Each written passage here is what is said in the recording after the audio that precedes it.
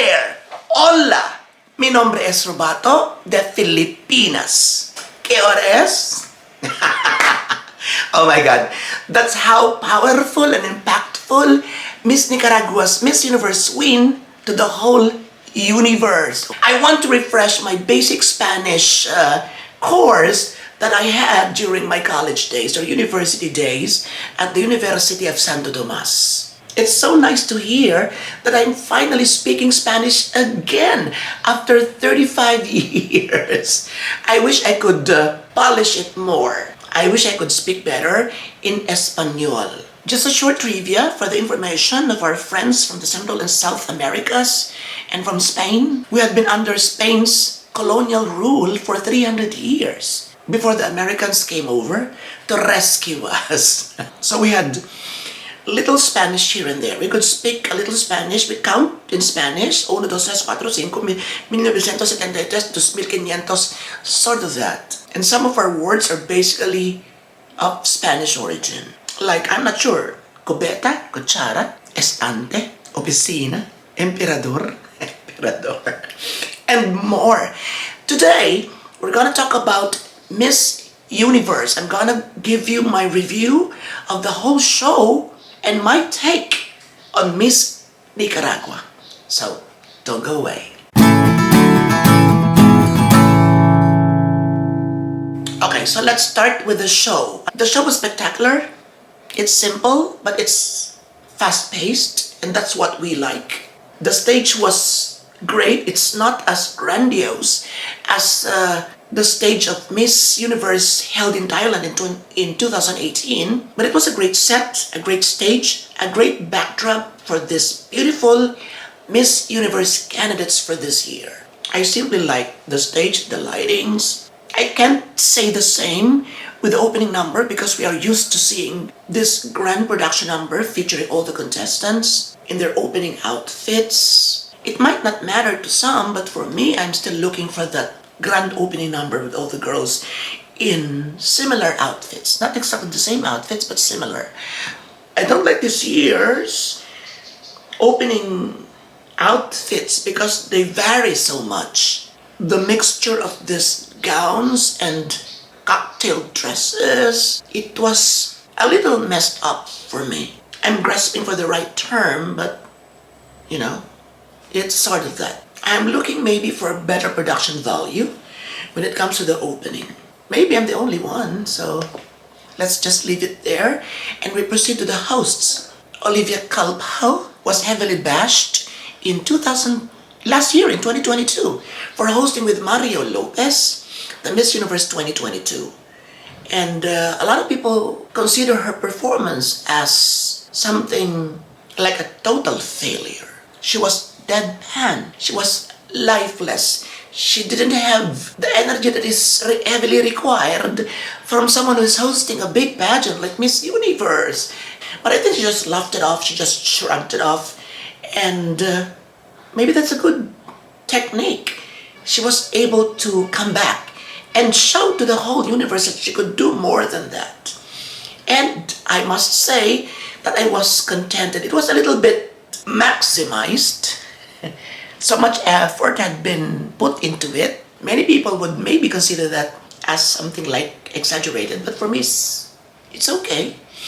There's some shoutings here and there, yellings here and there, irritating sounds here and there, but it's just fine.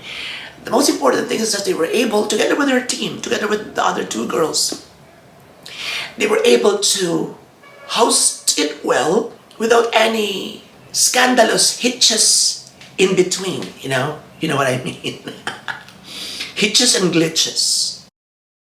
And I also would like to commend, it's a combination of girl power, of 3 girl powers. So let me congratulate also Jenny May. I forgot the name. I always forgot her name. She's a regular at Miss Universe. Still, I forget. Yes, I was correct. Jenny May and Maria Minonas. So, kudos to all of you.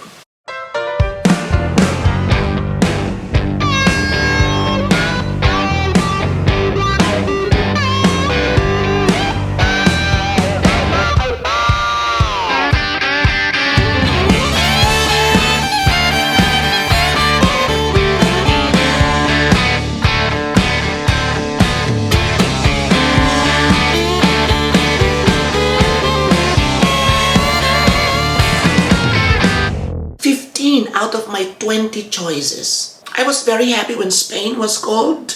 I felt she was strong during the preliminary competition. Aside from Spain, the other candidates that really made me happy was that Pakistan and Nepal made it through, and they were part of my choices. They were part of my top 20.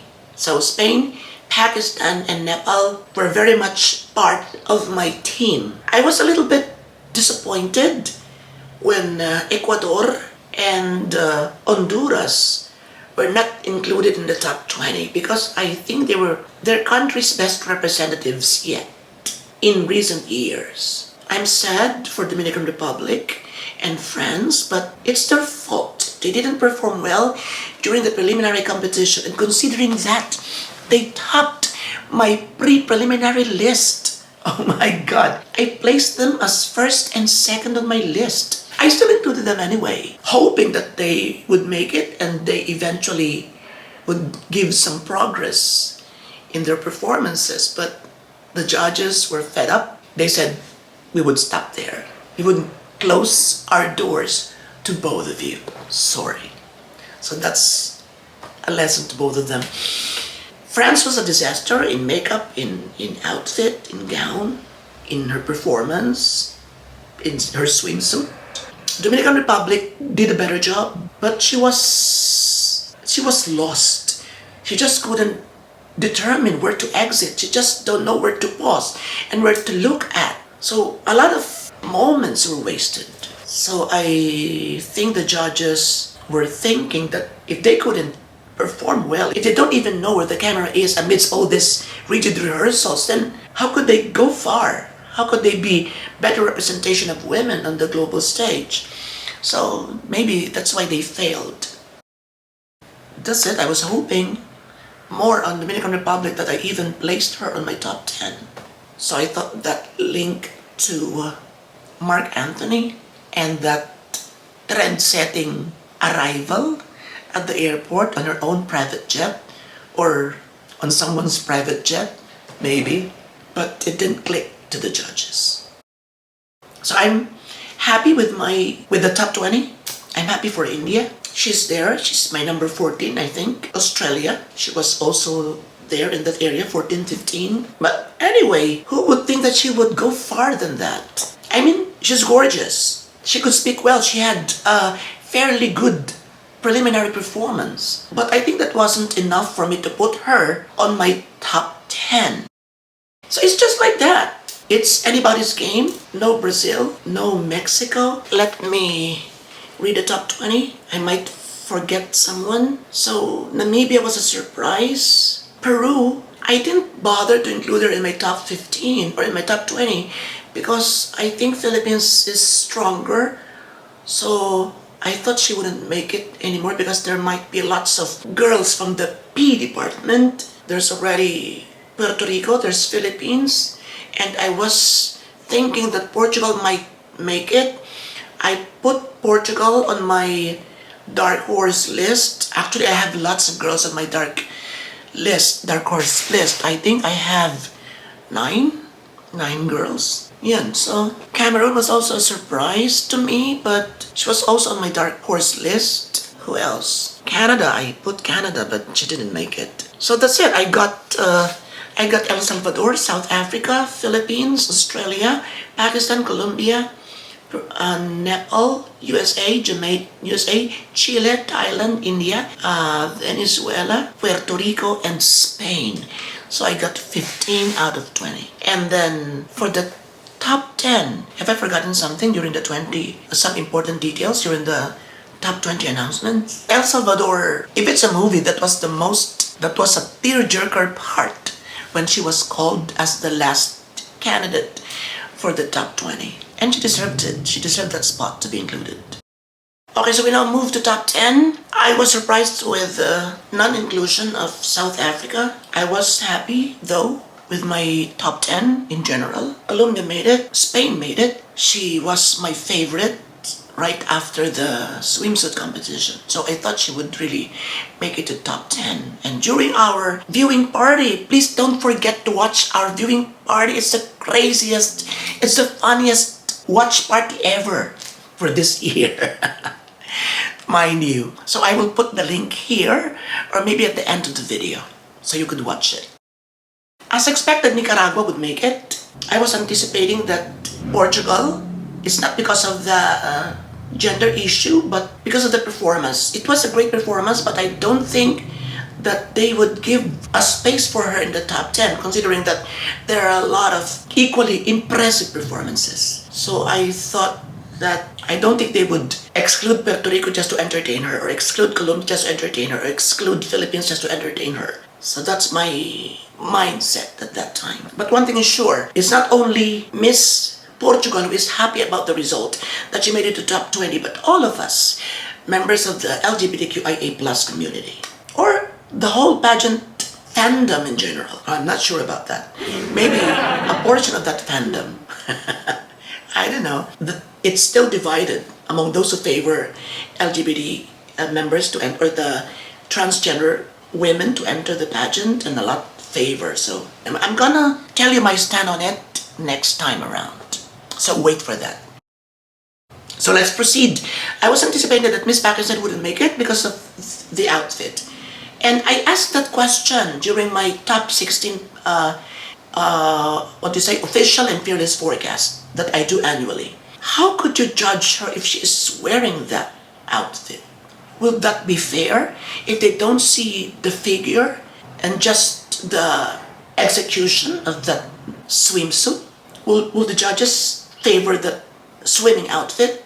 Burkini, I think that's burkini. Will they favor the candidate who wears burkini than someone who wears the real swimsuit that we have been seeing on the Miss Universe stage since the beginning? So I don't know how would they score it, but I was anticipating that Pakistan wouldn't make it. But I do believe that being included in the top 20 was a great, great achievement for a first-timer country like Pakistan. And I'm really glad for her. In fact, I made a separate winners list. So I put 5 girls on my who I want to win department, and another set of girls for the who might win category. So for who might win, I put Thailand, Nicaragua, Puerto Rico, Colombia, and the Philippines. Or South Africa. I omitted Colombia, South Africa, and the Philippines.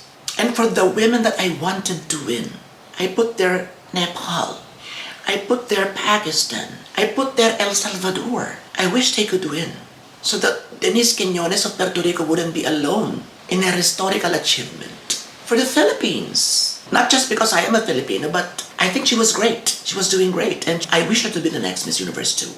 And my top choice was Nicaragua.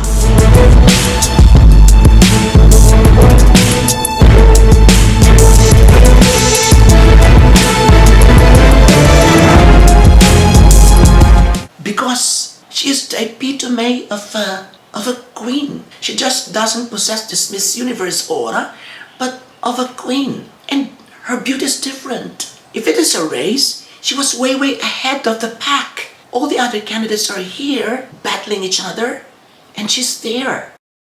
She was regal, she was chic, she was sweet. You know, when she made it to top 10 and she giggled? Oh my God. So you just don't see a potential Miss Universe winner. You also see sweetness, you see vulnerability, you see strength, you see humility, you see beauty. You know what I mean? She resembles a young girl who was given a lollipop minutes ago. And yet you see the aura of a queen. Oh my God. It's hard to describe. I mean, she's one of a kind. She truly deserved to be there. You just can't get your eyes off her. She's a true beauty. Philippines made it through, and I was very happy. She did really well. She was the only one who was wearing red, and it suits her personality. There's fierceness, but there's this charm also. She is edgy, yet classy. She was playful, and at the same time, she shows a glimpse of authority. You know what I mean? So her performance, I think, was strong to make it through to the next round. And everyone was excited about the gown that she's going to wear for the next round. So in short, there's no question, she will make it. But the best in swimsuit, I would include the Philippines in my top three. So number one is Nicaragua, unbeatable. Number two is, I like El Salvador. She was charming and she's the only one, I think so, during the preliminary competition who was paying attention to anyone. He was the only one who was looking up, appreciating the love of those who are there. Who else? Spain was very confident. The physical attributes, we have to be straightforward about this. It's not the traditional beauty that we see for a Miss Universe winner. But disregarding that, she was sensational during the swimsuit competition. I was not really impressed with India's performance, even during the preliminary competition. She toned down a bit during the top 20. I think she did better, but I still doubt her chances of making it through to the top 15. But you know what? I was always excited if Miss India and Miss South Africa would make the top 5. Because the moment they grab the microphone, they would kill ya. You know what I mean? Their answers are always full of quotations, overflowery words, meanings, what else, idiomatic expressions, and so on and so forth. That you're not just hearing a good answer to a question, but you are listening to a poem. You know what I mean? But let's not take for granted the Philippines' power. Michelle D in particular. Basically, that's the same motto that we apply to her. Should I say motto? That the moment she holds the microphone, you're dead. You're dead. Yeah, she speaks with essence. She speaks with spontaneity. She speaks from the heart. She speaks as natural as she is. I don't know, but it's really sayang. In Pinoy lingo, it's sayang. It's a waste. It's a pity that she didn't make it through. But did she really deserve to be excluded in the top 5? We're going to answer that later.